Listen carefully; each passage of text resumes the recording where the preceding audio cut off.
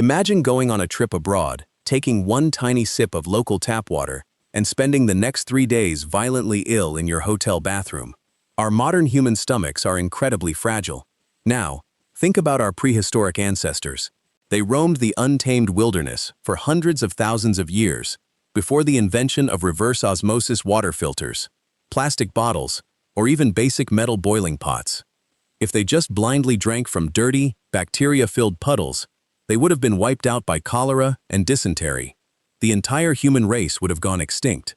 So how did they manage to stay hydrated in the wild without the water killing them? Did these ancient cavemen possess magical iron stomachs, immune to all parasites? Or did they secretly master brilliant, high-tech survival strategies that modern humans have completely forgotten? The answer will make you respect your ancestors more than ever. If you have ever watched a Hollywood movie or a popular cartoon featuring prehistoric humans, you have probably seen the exact same cliché scene. A rugged, exhausted caveman stumbles through the scorching wilderness, desperately dying of thirst. Suddenly, he finds a shallow, muddy puddle or a dark, stagnant swamp. Without a second thought, he drops to his hands and knees, dunks his face directly into the murky water, and chugs it like a massive biological vacuum cleaner. Because of these constant media portrayals, we have collectively developed a completely inaccurate assumption about ancient human biology. We confidently assume that because they were primitive, they must have possessed an indestructible iron stomach. We think their prehistoric immune systems were somehow magically built to easily handle massive doses of deadly bacteria, lethal viruses, and microscopic parasites without getting sick. But evolutionary biology paints a completely different and much more realistic picture. The truth is, the fundamental biology of the human digestive system has not drastically changed over the last 100,000 years. The stomach lining and the gut microbiome of a Paleolithic hunter-gatherer were remarkably similar to your own. If a prehistoric human carelessly drank from a stagnant, bacteria-infested puddle of rotting water, their immune system would not magically protect them. They would contract horrific waterborne diseases like giardia, dysentery, or cholera. In the harsh reality of the Ice Age wilderness, where there were no emergency rooms, IV fluids, or modern antibiotics, getting severe diarrhea from bad water was not just a minor inconvenience. It was an absolute, guaranteed death sentence. Dehydration would kill them in a matter of days. Our ancient ancestors were acutely aware of this invisible danger. They knew that water was the ultimate bringer of life, but they also knew it could be a silent, swift killer. They did not survive the brutal prehistoric era by blindly drinking whatever liquid they stumbled across and hoping for the best. They survived because they were incredibly observant. They had to be smart, cautious, and extremely selective about exactly where and how they hydrated. The idea of the mindless, mud-drinking brute is a complete insult to their profound intelligence. So if they couldn't just drink from any random puddle, how did they find safe water? To avoid a microscopic, watery grave, ancient humans evolved to become absolute master ecologists. They learned to read the subtle clues of the landscape with a level of precision that would put modern wilderness experts to shame. The very first unwritten rule of prehistoric survival was incredibly simple, but fundamentally crucial. Never, under any circumstances, drink stagnant water. They understood instinctively that water sitting motionless in an isolated puddle, a murky pond, or a dead-end swamp was a thriving breeding ground for disease and death. Instead, they actively sought out fast-moving water. Rapidly flowing rivers, mountain creeks, and tumbling waterfalls naturally aerate the water, constantly introducing high levels of oxygen that make it incredibly difficult for harmful bacteria to multiply. They also closely tracked animal behaviors, knowing these wild creatures would naturally lead them to the freshest water sources.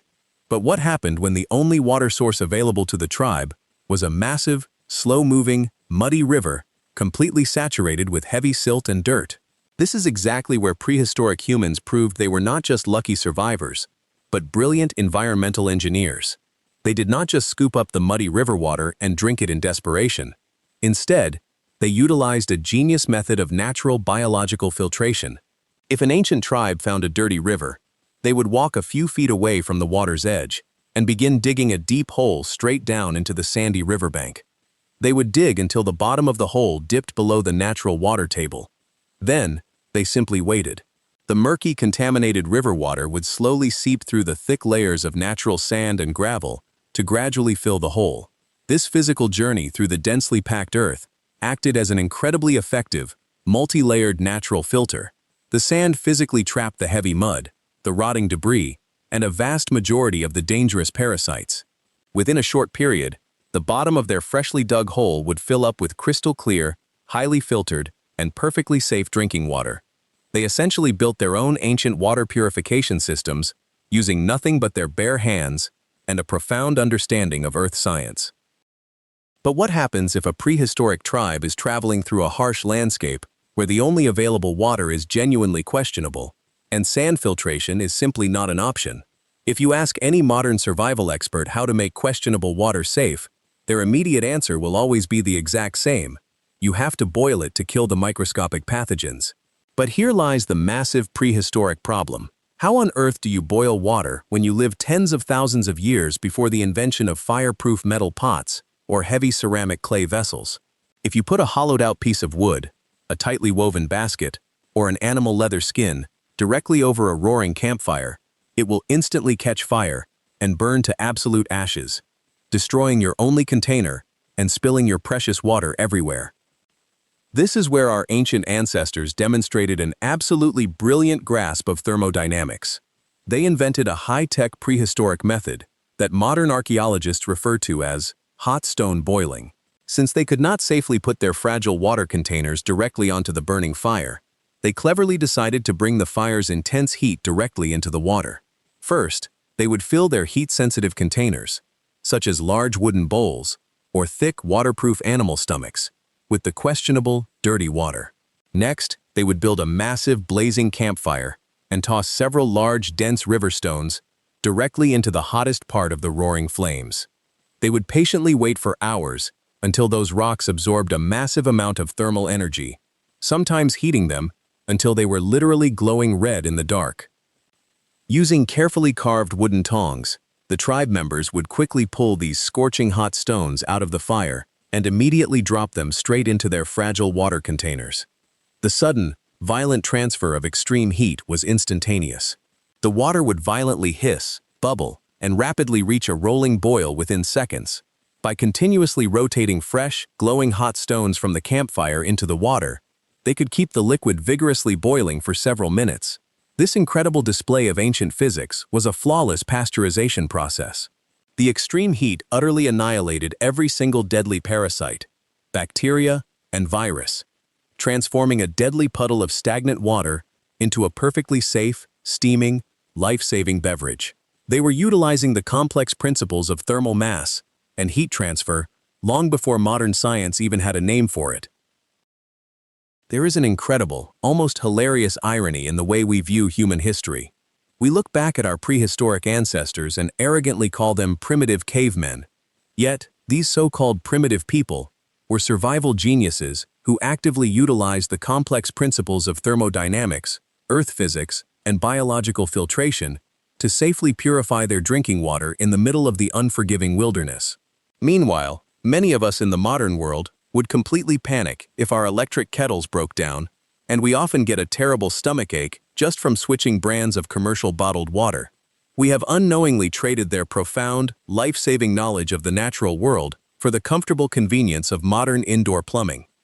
Now, before you get feeling too adventurous, it is time for a very important modern medical disclaimer. Please do not go out into the woods, dig a hole next to a river, throw some glowing hot stones into a leather bag, and drink the water. While our prehistoric ancestors were absolute masters at defeating natural biological threats like bacteria and deadly parasites, they did not have to deal with modern pollution. Today, our rivers and streams are heavily contaminated with industrial chemical runoff, heavy metals, dangerous pesticides, and microscopic microplastics.